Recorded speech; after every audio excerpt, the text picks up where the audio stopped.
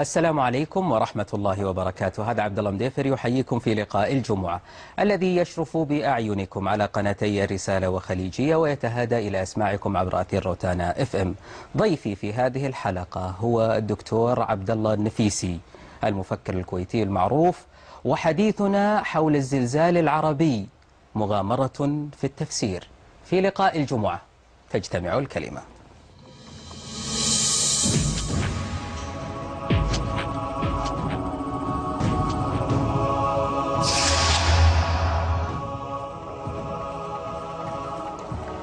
باسمكم أرحب بضيفي الدكتور عبد الله النفيسي. مساك الله بالخير ومهند، والحمد لله على السلامة. مساك الله بالخير، شكرا. هل الزلزال العربي اليوم هو جزء من مخطط أمريكي لتغيير الحلفاء في المنطقة، ويتفق هذا مع الطرح اللي تكلمت به وزيرة الخارجية الأمريكية السابقة كوندوليزا رايس في 2004 أمام لجنة الاستماع في الكونغرس الأمريكي، أو لا هذه هي ثورة شعب أو شعوب حرة أرادت كسر قيد الاستبداد بشرارة البوعزيزي؟ بسم الله الرحمن الرحيم. لا يخفاك أخي عبد الله أنه العالم العربي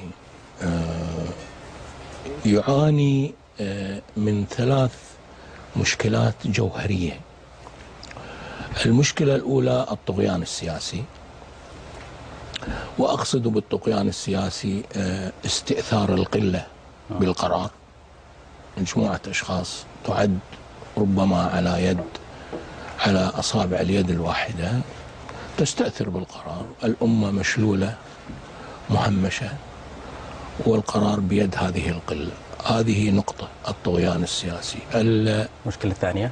المشكلة الثانية سوء توزيع الثروة، يعني النقد والكاش والأصول اليوم في العالم العربي كلها بيد الناس اللي بلغوا 60 وطالع، وأما قطاع الشباب فقطاع يعني يعوي في الصحراء بلا مأوى.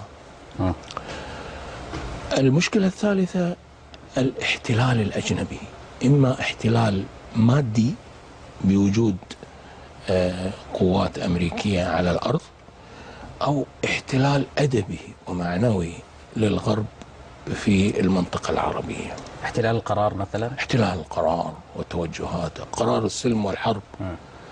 قرار السلم والحرب في منطقتنا العربية ليس بيد العرب، إنما بيد الحليف الدولي اللي هو الولايات المتحدة. هذه الثلاثية الخطيرة قنبلة متفجرة.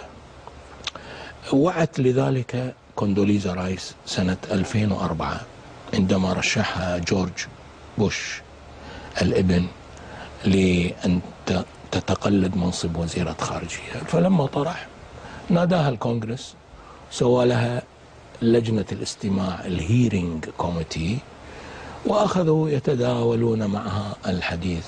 فقالوا لها لو وافقنا نحن على ترشيحك لوزارة الخارجية، شنو أول مشروع ايش بتسوين؟ فيعني واجهتهم بابتسامة الزنجية الفاقعة، فهمت كيف؟ وقالت لهم أنا عندي مشروع كبير، وهو أنه سأضع قائمة بحلفائنا في المنطقة العربية وأعمل على التخلص منهم والمجيء بحلفاء جدد.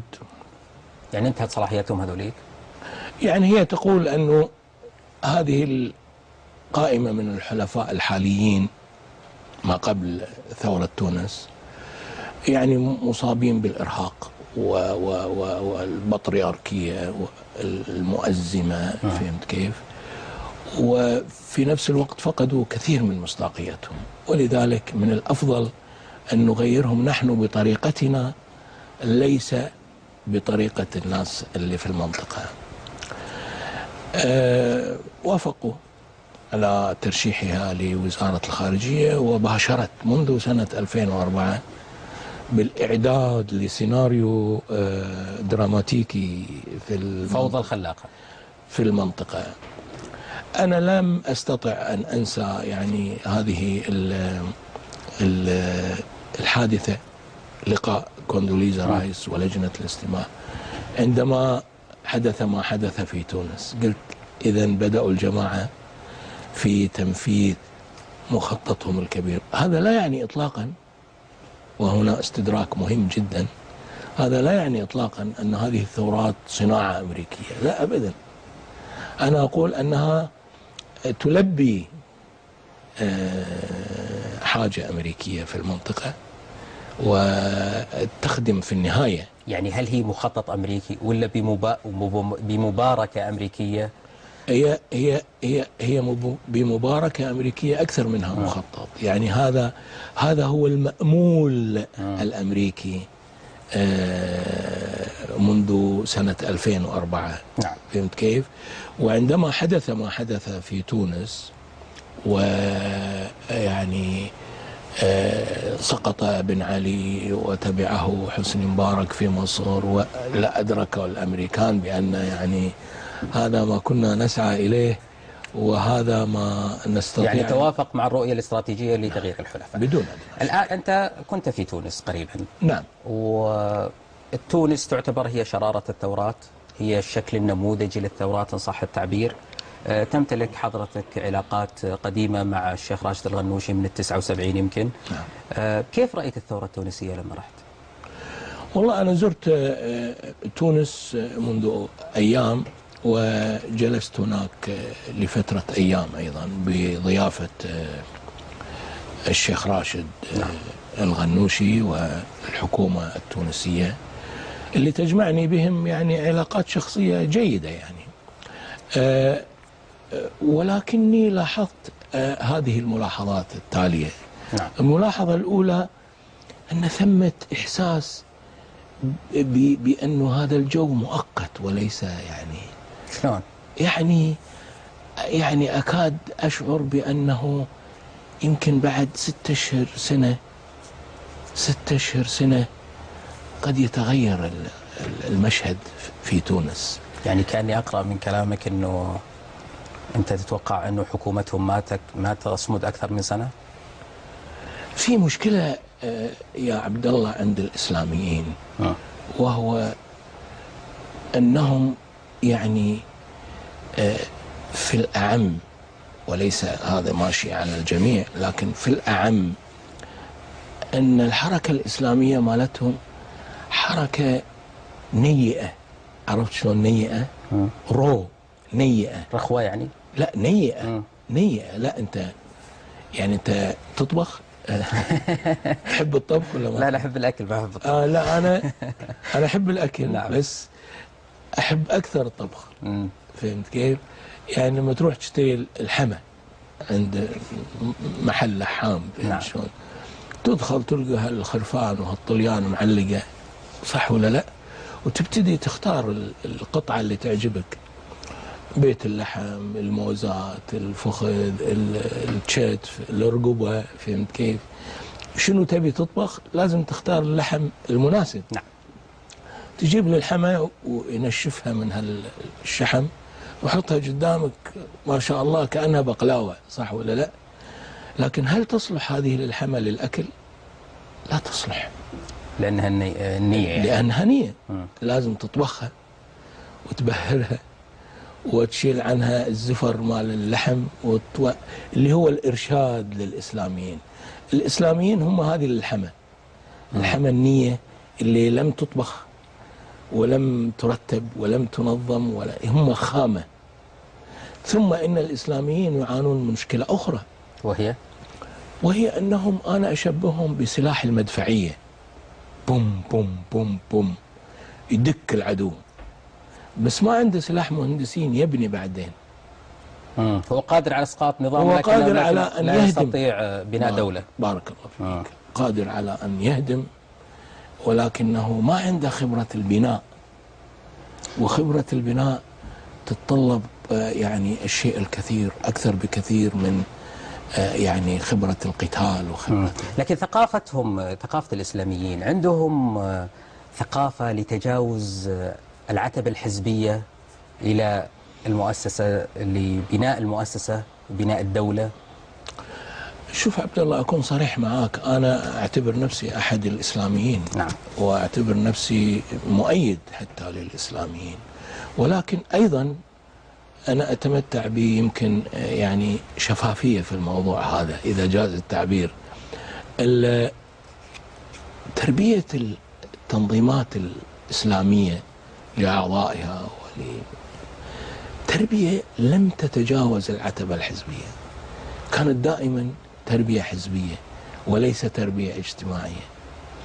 ولذلك تجد أن الإسلاميين عندما ينتقلون من ديرة إلى ديرة عند قائمة تليفونات بأصحابه برفقاء السيكولوجيين، صح ولا لا؟ صحيح. يدقدق عليهم أنا هنا، فيأتون إليه ويصير المونولوج العادي اللي يسمعه كل يوم يعني. طيب التجربة التركية ما ترد على كلامك أنه نعم. نجحت التجربة التركية في بناء الدولة مع أنها حركة حزبية؟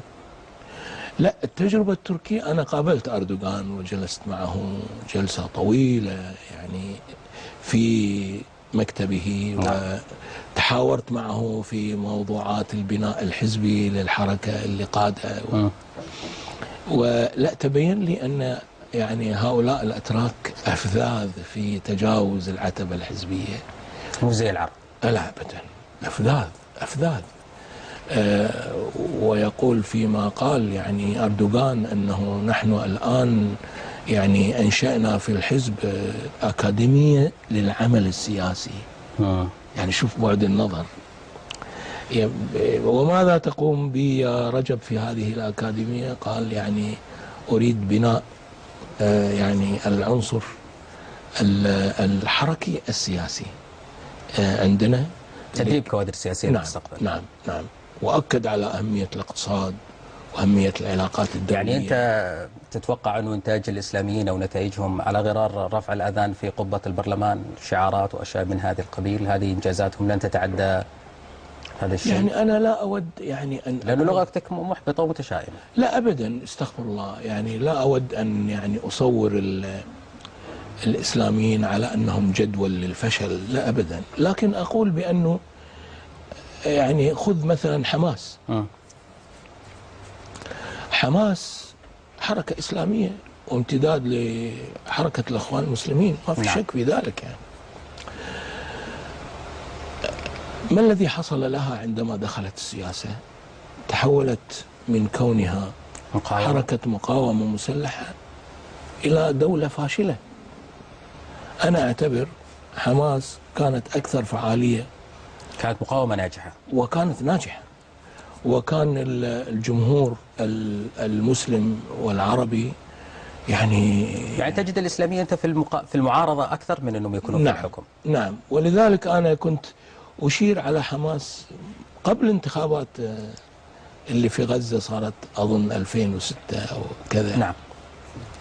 كنت أشير عليهم أنه لابد أن تدخلوا الانتخابات بشكل رمزي، يعني خلكم عندكم تواجد في المجلس التشريعي بس ليس ثم الداعي لأنه تستولوا على المجلس التشريعي وتشكل منكم الحكومة وتقعوا في ورطة التعامل مع إسرائيل اللي أنتم غير مستعدين له وغير قادرين عليه. وصار تبعات أخرى لإيران وبعدين عاد صارت تبعات أخرى اللي هي العلاقة بإيران وهذه العلاقة الشائكة بإيران. يعني أنت خبير سياسي، ترى أنا ودي أصير أكثر جرأة معك. تفضل.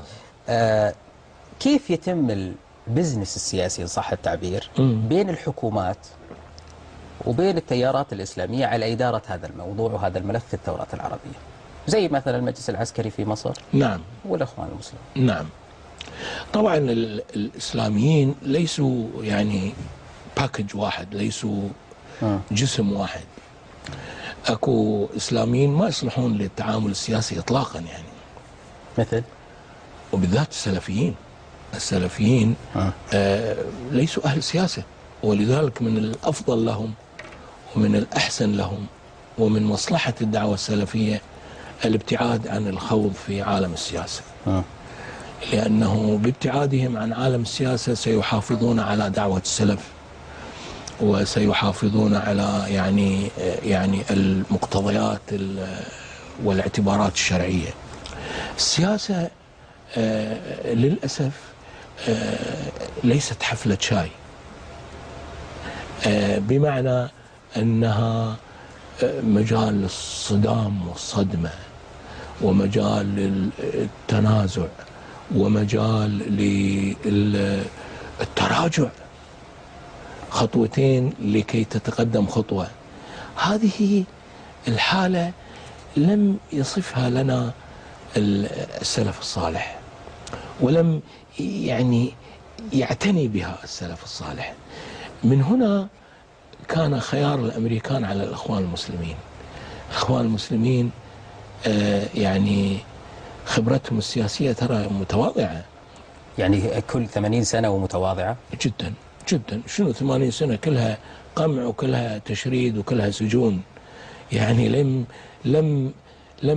لم يكتمل حتى الآن عند الإخوان المسلمين تصورهم للدولة التي يريدون. والكلام اللي نقرأه، طيب كيف يراهن الأمريكان على الإخوان المسلمين وهم بهذه الضعف اللي تتحدث عنه؟ بالضبط هذا ما يريد الأمريكان. يريد الأمريكان منهم حلفاء لهم مصداقية ولهم جمهور وما عندهم خبرة، بحيث هو يملأ هذا الفراغ ويوزع المهام. ولذلك الآن يعني صراحة السفارة الأمريكية في القاهرة تزور المركز العام للإخوان وتبارك للإخوان يعني هذا النجاح بين هلالين للوصول إلى البرلمان. طبعا هذا لا يعني إيمان الأمريكان بالإخوان كحركة إسلامية، لكن هذا يعني أن الأمريكان مبسوطين من أن الإخوان بالذات هم اللي وصلوا إلى البرلمان، والإخوان بالذات هم اللي عندهم قابلية التعامل مع الولايات المتحدة. لكن الإسلاميين عندما ينادون بمفاهيم زي مفاهيم الحرية مثلا، في بعض المفاهيم سمعناها لأول مرة من الإسلاميين. نعم. هل فعلا هو هناك إيمان حقيقي بهذه المفاهيم زي الحرية، أم هي نوع من أنواع التقية السياسية؟ أكون صريح معك يا أخي عبد الله. الأحزاب عندما تكون خارج السلطة لها خطاب، وعندما تكون داخل السلطة لها خطاب آخر. فهمت كيف؟ وهذا لا يشمل فقط الإسلاميين، يشمل الحزب الشيوعي في العراق سنة 59 عندما وصل إلى السلطة فتح المذابح في شوارع الموصل وشوارع بغداد، ومحاكمات حسن الرقاع هكذا، يعني عنده رصيف في الموصل يحاكم الناس يعني على الرصيف ويعلقهم على أعواد النور، يعني شبات النور في الموصل، نساء وأطفالا شنق وقتل. وهذا حسن رقاع نفسه ينتمي إلى حزب يعني طنطن أذن بكلام عن شعب وطن سعيد وشعب سعيد وحرية اللي هو الحزب الشيوعي العراقي. أي حزب يكون خارج السلطة خطابه يختلف عن داخل السلطة. خليني أتكلم عن لغة الخطابات. أنت لما كنت في تونس كان عندك خطاب، ما أدري عاد أنت تعتبر نفسك في السلطة ذيك اليوم في تونس ولا لا، دعوت إلى فرقة من الاستشهاديين لخطف زين العابدين بن علي وقتله، وقلت له انه احنا ما اتفقنا على هذا يا عبد الله، وذنبهم عليك في يوم القيامه. بعدين رحت للكويت وتراجعت وقلت صح انك مضطر للتراجع، صح. وسحبت المقترح. ما الذي دفعك للاقتراح وما الذي حملك على التراجع؟ صح يا سلام، هذا سؤال، ولكن انت تحرجني بهذا السؤال. وما اتفقنا عليه قبل. أنا فوجئت بهذا السؤال، لكن ما الذي دفعني إليه؟ أنا كنت في تونس وجلست مع الأخوة في تونس، وهم من شتى أطياف المجتمع التونسي، يعني من ناس في السلطة، من ناس خارج السلطة، من ناس في النهضة، من ناس خارج النهضة، كلهم أجمعوا على نقطتين. النقطة الأولى أنهم عتبانين عتب كبير على المملكة العربية السعودية، كيف تؤوي يعني هذا الذئب البشري على أراضيها المقدسة بلاد الحرمين. هذه واحدة، كلهم أجمعوا. النقطة الثانية، كلهم أجمعوا على مصيبتهم من هذا الرجل. يعني كل واحد يقول أنا حصل لي هكذا، أختي حصل لها كذا، أمي حصل لها كذا، طفلتي حصل لها كذا. فحقيقة امتلأت بالحمق على هذا الرجل، ولا زلت حانق على هذا الرجل. وفي لحظة انفعال بعد هذه الجلسات المطولة، ناس وروني جروحهم ووروني، فاقترحت عليهم هذا الاقتراح بلغة انفعال، يعني بلغة انفعال. نعم. فهمت كيف؟ ثم قبل أن أذهب إلى الكويت شعرت بأني أنا يعني لم أنصحهم بما يعني ينبغي أن أنصح. كان المفروض أقول لهم يعني لماذا لا ترفعون هذه الظلامة إلى المحكمة الجنائية الدولية وتجمعوا تواقيعكم وتخلون هذا الملف اللي هو ملف بن علي بين المحكمة الجنائية الدولية وبين بن علي، لا أن تدخلوا كأطراف وأشخاص. حقيقة عندما ذهبت إلى الكويت ودعاني بعض النواب في مخيماتهم الانتخابية، نعم، اهتبلتها فرصة ما كان عليك ضغط أو مثلا؟ لا ضغط ممن؟ يعني من حكومة الكويت، من أطراف سعودية أو شيء؟ لا أبدا أبدا إطلاقا. يعني الحكومة الكويتية خلاص أنا انتهت بيني وبينها حكاية أن يضغطون علي. أنا صار لي 40 سنة وأنا أنابذهم يعني. فهمت كيف؟ فهذه يعني انتهت القصة الحكومة الكويتية. أما المملكة العربية السعودية فلم يبلغني أي أحد حتى بعتب. فهمت كيف؟ لكن أنا توصلت إلى قناعة بأنه هذا كلام يعني مش منطقي، لا يخرج عن إطار القانون المعمول به وإرباك للقانون، ولذلك لابد أن أعتذر عن هذا المقترح وأنسحب من هذا المقترح، وأوصي شعب تونس أن يرفع هذه الملفات إلى المحكمة الجنائية الدولية. في مقالة لك الحالة الإسلامية في قطر في نهاية 2007، طبعا كعادتك تفجر المفاجآت، دعوة مثيرة لحل جماعة الإخوان المسلمين، دعوت أنها هي تحل نفسها بنفسها، مثل لأنها أصبحت حملا ثقيلا على الحالة الإسلامية. وطالبت الجماعة الأم في مصر الاقتداء بفرع الإخوان في قطر الذين توصلوا بعد دراسة داخلية لأحوال التنظيم إلى وجوب حل أنفسهم في قطر عام 99 والتحول إلى تيار فكري إسلامي، وقلت أنه تحولوا إلى إسفنجة تمتص كل الطاقات وتجمدها.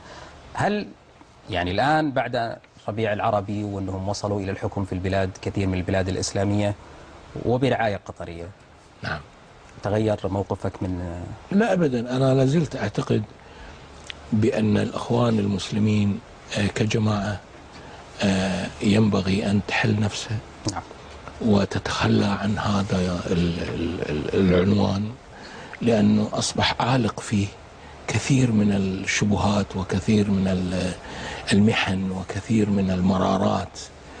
وبالعكس أنا لما بحثت عن الحالة الإسلامية في قطر بحثت في نشوء تنظيم الأخوان المسلمين في قطر، وكيف قرر هذا التنظيم حل نفسه على رأس الدكتور جاسم سلطان ودكتور عبد العزيز الحر وغيرهم. كلهم قعدت معهم قعدات مطولة أقنعوني بها بأنه إحنا ما كان في داعي أبدا أن ينشأ تنظيم اسمه الإخوان المسلمين في قطر. يعني يكون تيار فكري وخلاص. نعم، تيار فكري إسلامي عام يبشر بالدعوة الإسلامية دون الحاجة إلى تشكيل تنظيم باسم يعني فيه شبهات كثيرة أو عليه شبهات كثيرة قد لا تكون كلها صحيحة. لكن هذا يعني ليس من الحكمة يا عبد الله أن تدخل إلى السياسة من الباب الغلط، يعني المدخل الغلط، الابروتش الغلط، المدخل الغلط. يجب أن تختار المدخل الصحيح وتدخل معه، الباب الصحيح والوسيلة الصحيحة والوسيلة الناجعة والممكن استمرارها، وليس القفز على المراحل والقفز على الواقع. جميل. الدراسة اللي نشرتها راند عن الإسلام الديمقراطي، نعم، قالت طبعا الباحثة اللي هي النمساوية اللي هي زوجة زلماي زلماي. خليل نعم. قالت أنه هناك حركات إسلامية يجب أن تستبعد، حركات إسلامية يجب أن تقرب، حركات إسلامية يجب أن تستأصل. كيف تقرأ الدراسة؟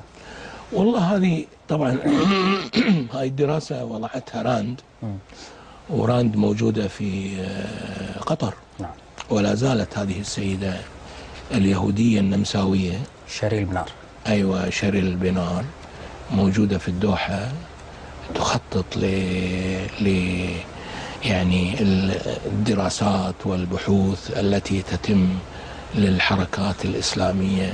أنا قرأت التقرير هذا وأجد أنه مليء بالسموم، فيه تهكم حتى على القرآن الكريم.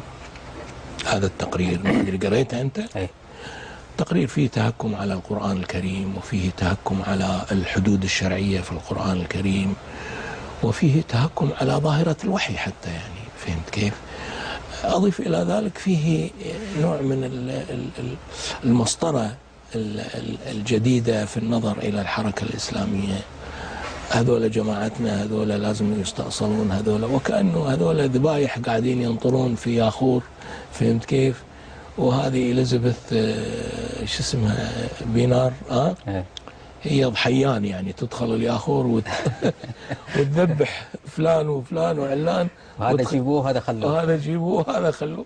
لا أبدا، يعني هذا تفكير ساذج. والأمريكان يعني ترى ما عندهم خبرة سياسية. الأمريكان عندهم بأس عسكري بس عندهم بؤس سياسي. يعني الإنجليز هم اللي عندهم بأس. نعم. أنا أعتقد بأن الأمريكان عندهم تخلف سياسي. اسمع الحملات الانتخابية لانتخابات الرئاسة، اسمع رومني واسمع جينغريتش اسمع الكلام الذي يقولونه عن العالم. الناس قد تقبل منك قضية انه الاسلاميين ما عندهم فهم في السياسة. نعم. لكنه حتى الامريكان يعني يبي لها شوي انه يقبل. لا ولا ابدا. الامريكان 8 أو 7% من اجمالي سكان امريكا عندهم باسبورات سفر، عندهم جوازات سفر.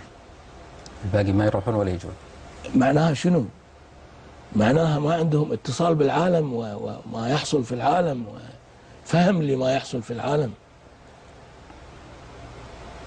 أوروبا غير. الأمريكان هذيلا يعني كوكب بروحهم، بس عندهم بأس عسكري. بس اللي قاعد يحرك العالم كلها اليوم المعادلة الأمريكية. بأس عسكري وبأس اقتصادي، بس تخبط. اذهب إلى العراق وشوف شنو سووا. لو كان الملف العراقي مثلا بيد الإنجليز، وهذا سمعته من ناس في مجلس العموم. أنا عندي مكتب كان الآن مو موجود، اسمه مركز ابن رشد في لندن. ليش قفلته دكتور؟ قفلته لأسباب أمنية بعد 11 سبتمبر. يعني نصحني الكفيل الإنجليزي اللي هو مستر بول كولريدج، كان سفير بالمناسبة بريطاني هنا في السعودية. قال لي عبد الله أنصحك بأنه يعني تطفون هذا والكذا وتسكون، لأن العيون صارت والشكوك كانت كثيرة حول أي واحد مسلم أي واحد عربي. وشلت الفاكس وأقراضي وكذا وديتهم. نرجع لمجلس العموم. نعم. مجلس العموم البريطاني لو كان ملف العراق يعني يقول لو 2 من أعضائه يقول أنه لو كان الملف العراقي بإيدنا ما كان تحصل هذه الحرب. هم فنانين الإنجليز في ثورة داخل القصر، ثورة داخل القصر. ترى هم الذين فعلوها في قطر،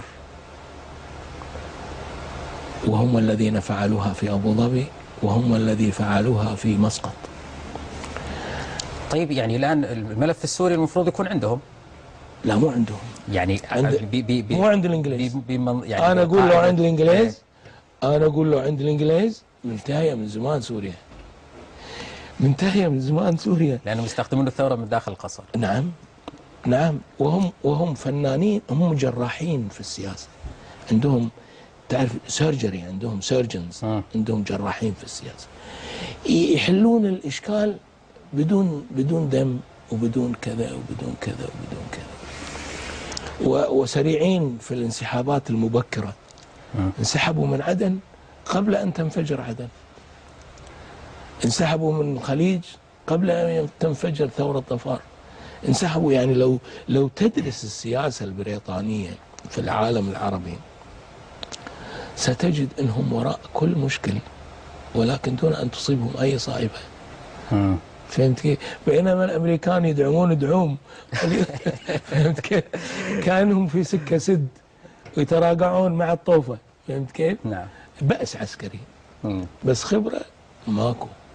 أنا عندي ملف حساس. نعم. البحرين. نعم. ودي أخذه معك بس بعد هذا الفاصل القصير إن شاء الله.